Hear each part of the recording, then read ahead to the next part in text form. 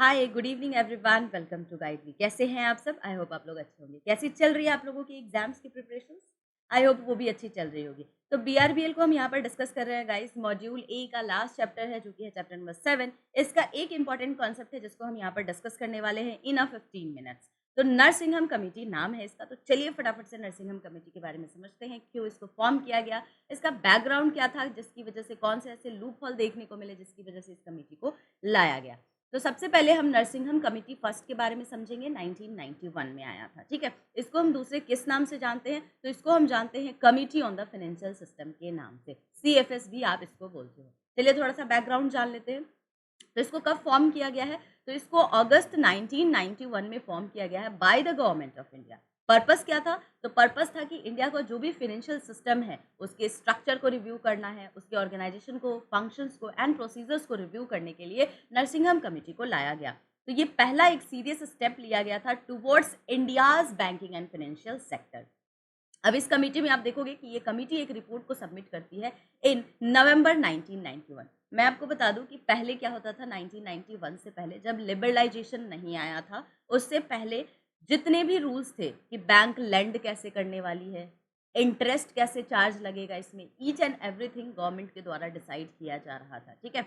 Now 1991 के बाद यहाँ पर लिबरलाइजेशन को लाया गया, यानी कि बैंक फ्रीली खुद सोच सकती है, फ्रीली यहाँ पर डिसाइड कर सकती है कि इंटरेस्ट कैसे देना है, लेंड कैसे करना है, ठीक है। तो उसी को लिबरलाइजेशन बोलते हैं। अब ये जो रिकमेंडेशन था, ये जो सजेशन था, काफ़ी ज़्यादा हेल्प कर रहा था बैंक्स को कि और ज़्यादा वो कॉम्पिटिटिव, इफिशिएंट और मार्केट ओरिएंटेड बन सके। तो यहाँ पे कुछ हम की फाइंडिंग्स और रिकमेंडेशंस की बात करेंगे कि क्या-क्या ऐसे की फाइंडिंग्स देखने को मिले जिसकी वजह से नरसिंघम कमेटी को लाया गया था। तो सबसे पहला क्या देखा गया? हाई एसएलआर और सीआरआर।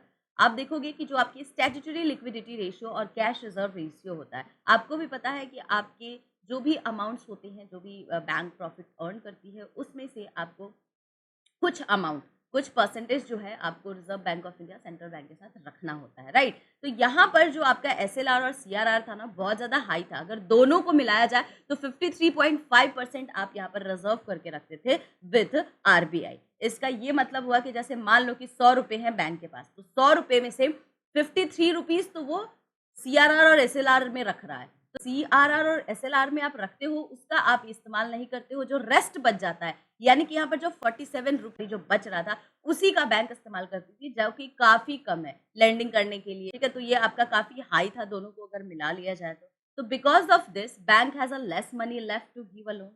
जैसा मैंने आपको क्लियरली कहा कि कम मनी बचते थे लोन्स देने के लिए, जो कि उनकी प्रॉफिट को काफ़ी ज़्यादा रिड्यूस कर रहा था। तो कमिटी ने इसको क्या बोला कि ये एक टैक्स है ऑन द बैंकिंग सिस्टम। तो रिकमेंडेशन क्या है यहाँ पे कि भैया रिड्यूस करो, एसएलआर को और सीआरआर को रिड्यूस करो, क्योंकि ये बहुत ज़्यादा अमाउंट है जिसमें 50 मोर देन 50% जो है यहाँ पर जो परसेंटेज होते हैं अमाउंट्स के बैंक के, वो उनको रिजर्व करके रखना पड़ता है, जो कि प्रॉफिट में काफ़ी ज़्यादा नुकसान दे रहा है, रिड्यूस कर रहा है बैंकिंग सिस्टम के प्रॉफिट को। नाउ दूसरा आया डायरेक्टेड क्रेडिट प्रोग्राम, यानी कि प्रायोरिटी सेक्टर लेंडिंग्स की यहाँ पर बात की गई। तो बैंक को फोर्स किया जाता था कि आप लेंड करो सर्टेन सेक्टर्स, जैसे कि आपका एग्रीकल्चर हो गया, कोई स्मॉल इंडस्ट्री है, under the priority sector lending, ठीक है। बिना आप प्रॉपर चेक किए उनकी क्रेडिट क्वालिटी को यहाँ पर लोन्स भी दे रहे हो, कम इंटरेस्ट में लोन्स दे रहे हो, तो जिसकी वजह से एनपीएस ज़्यादा बढ़ते चले गए, डिफॉल्टर के केस ज़्यादा बढ़ते चले गए, ठीक है। तो बैंक को यहाँ पर क्रेडिट और फाइनेंशियल रिस्क काफ़ी ज़्यादा देखने को मिला, क्योंकि प्रायोरिटी सेक्टर था तो कोलेट्रल भी आप नहीं ले रहे थे यहाँ पर, लोन के डिसबर्समेंट को और ज़्यादा वीक कर रहा था, ठीक है।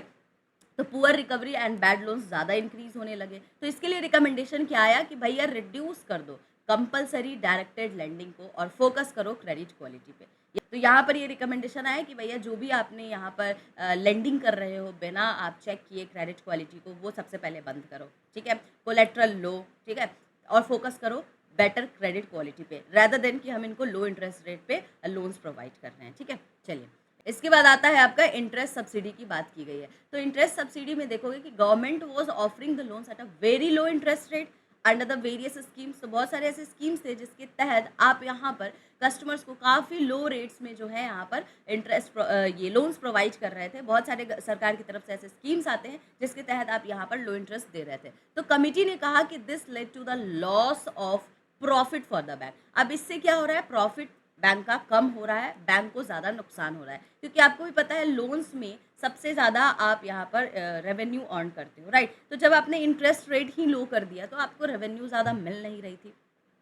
तो ये एडवाइस किया गया कि टाइमली और adequate credit is more helpful for the borrower than a cheap credit. ठीक है, तो यहाँ पर रिकमेंडेशन क्या है कि इंटरेस्ट सब्सिडीज को रिड्यूस किया जाए and let interest rates be more market driven उसको बनाया जाए। ठीक है, ताकि जो कस्टमर है, जो बोरोवर्स है, उनके लिए भी फायदेमंद हो और साथ के साथ बैंकिंग का भी प्रॉफिट हमको ध्यान में रखना है। ऐसा तो नहीं है कि सिर्फ हमें कस्टमर्स को ही लो रेट पे सारी चीज़ें देनी है, फिर बैंक तो खुद ही डिफॉल्टर बन जाएगा, बैंकरप्ट हो जाएगा। तो रैदर देन कि इस तरीके की सिचुएशन आए, इस कमेटी ने रिकमेंड किया कि भैया रिड्यूस कर दो इंटरेस्ट सब्सिडीज को। ठीक है, और मार्केट ड्रिवन आप यहाँ पर इंटरेस्ट रेट को लगाओ।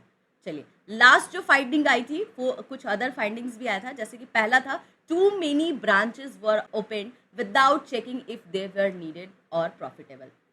अब हो क्या रहा था, बहुत सारे जो है यहाँ पर ब्रांचेस ओपन किए जा रहे थे रूरल एरियाज में, सेमी अर्बन एरियाज में। अब इससे क्या हो रहा था, जितना ज़्यादा ब्रांच ओपन करोगे उतना ज़्यादा कॉस्टिंग लगेगी। ठीक है, उतना ज़्यादा आपको इफिशियंसी दिखानी पड़ेगी। तो अब क्या हो रहा था, जितना ब्रांचेस बन रहा था तो हाई कॉस्ट हो रहा था और इफिशियंसी और ज़्यादा घटती चली जा रही थी। दूसरा, weak supervision and audit system देखा गया because of too many branches. अब आपके पास इतना ज़्यादा ब्रांचेस है कि उसको कंट्रोल करना बड़ा मुश्किल हो रहा था। जैसे हमने रिटेल बैंकिंग में आपने देखा होगा कि हम इंडिविजुअल्स को सर्व करते हैं, तो अब लार्ज नंबर ऑफ इंडिविजुअल्स को जब आप सर्व करते हो, उनको मॉनिटर करना बड़ा मुश्किल होता है। तो यहाँ पे यही हो रहा था कि इतने सारे ब्रांचेस थे, अब सारे ब्रांचेस को मॉनिटर करना बहुत मुश्किल हो रहा था। तो यहाँ पर आपको क्या देखने की, किस तरीके की इश्यूज देखने को मिल रही थी, तो अनरिकनसाइल्ड अकाउंट्स देखने को मिलते थे, फ्रॉड, मिसमैनेजमेंट ज़्यादा बढ़ने लगा था। ठीक है, स्टाफ क्वालिटी प्रॉब्लम्स। अब क्या हो रहा था कि हम बार बार जो है रिक्रूटमेंट कर रहे हैं, रैपिड प्रमोशंस किया जा रहा है बिना प्रॉपर ट्रेनिंग और एक्सपीरियंस के, जो कि स्टाफ की एफिशिएंसी को रिड्यूस कर रहा था। भाई अगर आपको प्रमोशंस ही देना है, रिक्रूटमेंट ही करना है, तो पहले तो आप स्टाफ की एफिशिएंसी को देखोगे ना, ट्रेनिंग तो लोगे, इसका बिना प्रॉपर ट्रेनिंग के कैसे कर रहे थे। तो ये सारे इश्यूज देखने को मिले। Too many credit to small borrowers. अब जितने भी छोटे छोटे बोरोवर्स होते थे उनको लार्ज नंबर पे यहाँ पर लोन्स दिए जा रहे थे, जिससे स्टाफ के कॉस्ट भी इंक्रीज हो रहे थे और प्रॉफिटेबिलिटी तो रिड्यूस हो रही थी, क्योंकि ऑफ कोर्स आप यहाँ पर लो इंटरेस्ट रेट पे उनको जो है लोन्स प्रोवाइड कर रहे थे, स्मॉल लोन्स को, तो कॉस्टिंग भी नहीं निकल पा रही थी। ठीक है, और प्रॉफिटेबिलिटी ज़्यादा रिड्यूस होती चली जा रही थी। तो ये सारे आपको की फाइंडिंग्स देखने को मिले, जिसकी वजह से नरसिंघम कमेटी को रिकमेंड किया गया और नरसिंघम कमेटी ने यहाँ पर ये फैसला दिया कि भैया रिड्यूस करो, किसको, सीआरआर और एसएलआर को रिड्यूस करो। सबसे पहला तो इन्होंने ये रिकमेंडेशन दिया। दूसरा, इन्होंने ये कहा कि इंटरेस्ट सब्सिडीज जो है मार्केट ड्रिवन थोड़ा सा बना दो, है ना। जो प्रायोरिटी सेक्टर लेंडिंग्स है उनको लोन्स का इंटरेस्ट कम मत करो, और कम कर भी रहे हो तो सबसे पहले उनकी क्रेडिट क्वालिटी को चेक करो, बिना क्रेडिट को चेक किए हुए आप उनको लोन्स मत दो। ठीक है, अब बहुत सारे ब्रांचेस मत खोलो, है ना, लिमिटेड कर दो ब्रांचेस को। तो ये सारे जो है रिकमेंडेशन आए, जिसकी वजह से आप देखोगे कि ना सिर्फ बैंकिंग सेक्टर आपका इम्प्रूव हुआ था, बल्कि इंडिया की इकोनॉमी भी अच्छी हो रही थी। तो इंडिया की इकोनॉमी के लिए भी ये फायदेमंद हो रहा था नरसिंघम कमेटी, और बैंकिंग सेक्टर्स को स्ट्रेंथन करने में भी काफी ज्यादा मदद कर रहा था। ठीक है, तो ये आपके कुछ इंपॉर्टेंट पॉइंट्स हैं नरसिंघम कमेटी से। नाउ अब इससे रिलेटेड हम 2 क्वेश्चन करेंगे, फिर सेशन को करूंगी wrap up. The Narasimham committee first was set up in which year? कौन सी ईयर में सेटअप किया गया था? 1989, 1991, 1993 या 1989? इसका करेक्ट आंसर क्या हो जाएगा guys? 1991 is the correct answer. ठीक है, नेक्स्ट आते हैं, what was the main purpose of the Narasimham committee first? Main purpose इसका क्या था? 4 ऑप्शन है। To reform the insurance sector, to review the structure and functioning of the financial system, to introduce new banking technology, और to privatise all the bank. तो correct answer क्या होगा? यहाँ पर हमको रिव्यू करना था the structure and the functioning of the financial system. तो ऑप्शन बी यहाँ पे क्या हो जाएगा? करेक्ट आंसर हो जाएगा।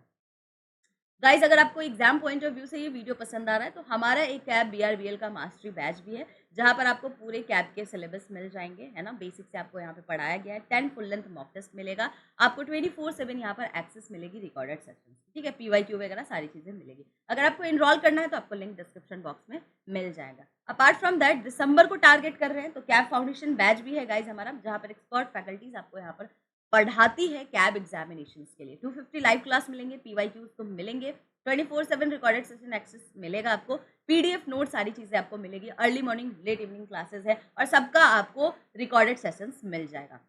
लिंक आपको डिस्क्रिप्शन बॉक्स में मिलेगा गाइस, किन्हीं को बाय करना है तो आप इसको बाय भी कर सकते हो। ठीक है, चलिए अब जो लोग भी नए हैं टेलीग्राम चैनल से जुड़ जाइए। टेलीग्राम पे आपको हर चीज़ की टाइमली नोटिफिकेशंस, इंपॉर्टेंट अपडेट्स यहाँ पर मिल जाते हैं। नए हैं तो हमारे यूट्यूब चैनल को लाइक, शेयर, सब्सक्राइब करके ज़रूर जाइएगा गाइस। कोई भी डाउट होगा आप कमेंट सेक्शन में पूछ सकते हैं। आज के लिए इतना ही है गाइस।